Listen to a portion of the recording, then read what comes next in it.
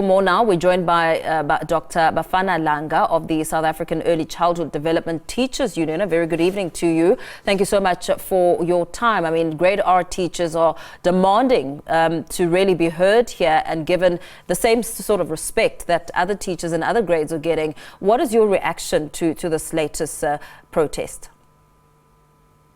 Good evening, and thank you for having me tonight. And yes, I will be just, shoot it straight to the point in regards to what you've actually asked.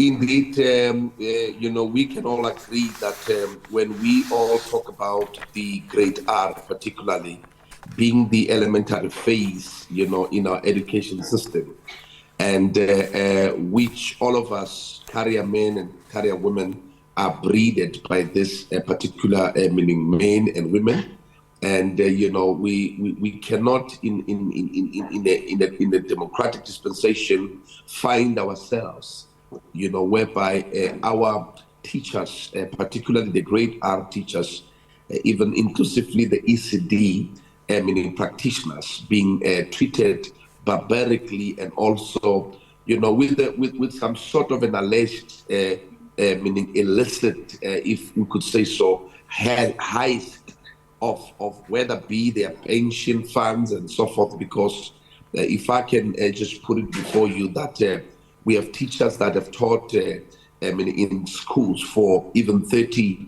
years plus, but today most of them are not properly registered. They've been actually brought in the very system through the fixed term contract propaganda, which has been actually running for many years. And we all know that you can't sign a contract for 30 years. No, it's either you are probational, and if we are happy about you, administrators should actually, and the human resource, begin to now absorb you and bring you on board so that you are part of the permanent staff in the education system. But it's not the case. So for that reason, the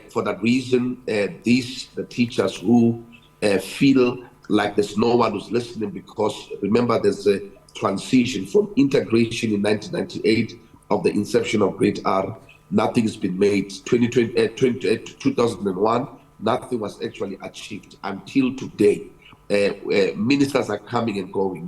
It's a cabinet, inter-exchange, which does not actually deploy any resolution. To that point, people are left frustrated, and we have a case now. A few days back, there is a woman at the age of 63 who succumbed and has died. Yeah. And this woman is not registered after teaching, for 30 years. There's no pension fund as we speak right now.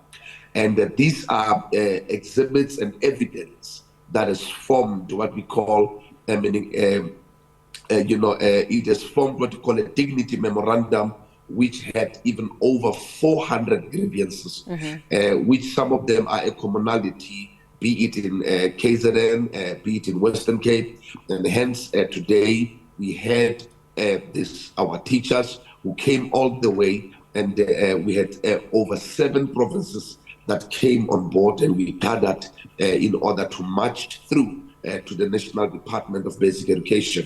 And that's what we have done. Yeah. And I believe that the minister, the incoming minister, will be honorable, as an incoming minister, to rectify the curse that we have actually had to endure for a long time.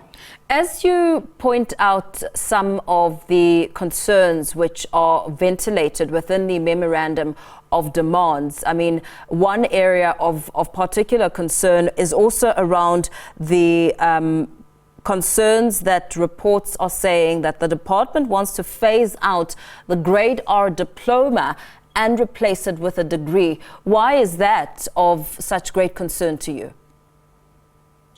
It's a concern because remember, when you phase out a qualification in consent, you need to also take in cognizance that you are also inclusively talking about humans. These are the people that you encourage to go and study. and some of them, they took loans, and whether from the loan shark or from some of them, from even the NSFAS.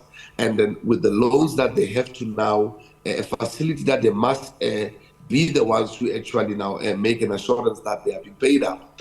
Now, suddenly, you are introducing something new, because that's not their problem. Constitutionally, they have a right to remain there. And the government, whom cometh with a developed, whether I would say, educational system, must take them into confidence, like we did it, in even the Bantustan, it was done.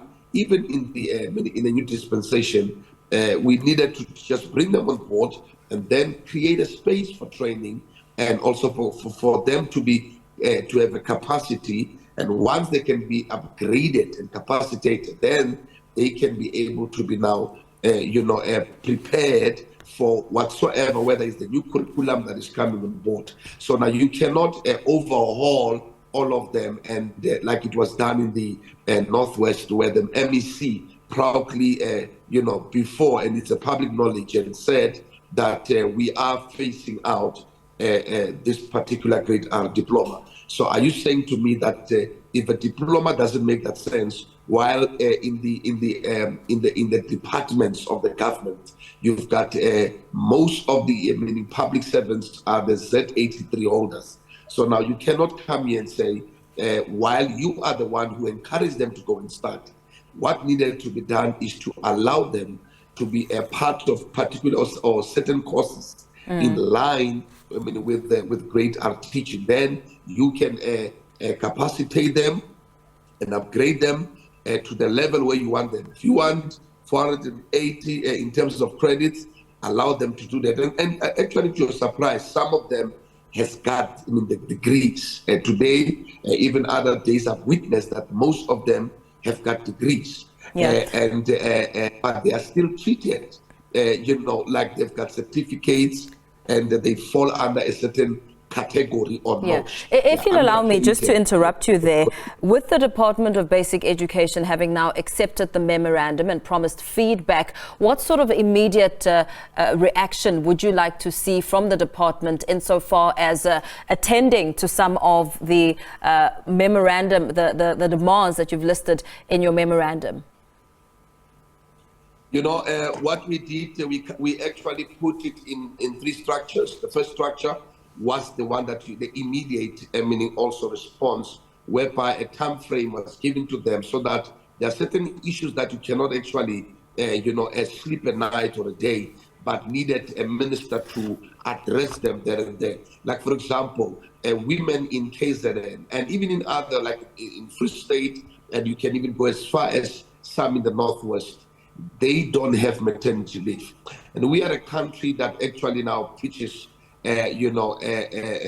gender-based violence, where we want to deal with it as it has become a pandemic. But now it seems as if now the very same BV is no longer a pandemic.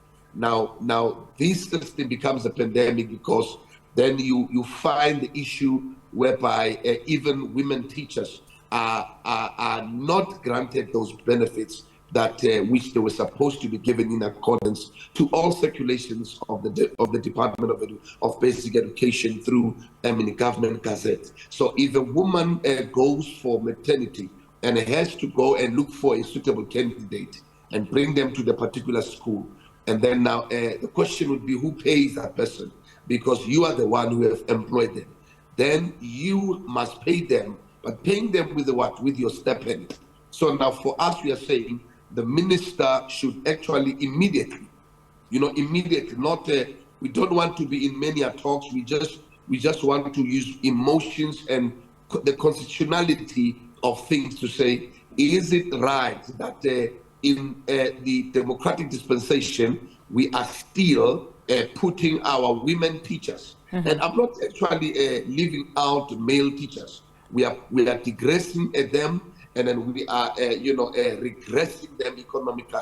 And then now they find themselves in that very squander. So we're saying to the minister, kindly do attend the matter, so that she can make a decision. It's a call to say, I am opening up for the grade R teachers to have benefits that are in line, I mean, also with their qualifications and salaries, which are in line with their salary notch, and make sure that they also get benefits in regard to medical aid. They also get, I mean, benefits in regard to the UIF, so that when they go for maternity, they will be catered for accordingly. So now that is one of the things that we're looking at. And secondary, it would be her, meaning absorbing also the grade R and the ECD teachers, making sure that as it was actually now announced that there will be a phase out, that it doesn't actually now come to see a day, and then now make sure that we preserve these our teachers, and we become proud of them as state-employed teachers. Yes. And then we start dressing them up with dignity and so forth. So well. So if I could give you the last one, would Yes. be that the very other important thing, it will be for the minister to also open up to hire our grade R diploma graduates immediately. Yeah, those who are holders of those, I mean, of that diploma, which is equivalent to 360, some of them, which is advanced, I mean, credit. And now they also need to be given an opportunity to come on board and be employed by the Department of Basic, I mean, Education. Dr. Bafana Langa, let me thank you for your time and breaking down that contents of the memorandum of demands to the Department of Basic Education. Dr. Bafana Langa of the South African Early Childhood Development Teachers Union, really just advocating for grade R teachers to also be treated like the other teachers in other grades.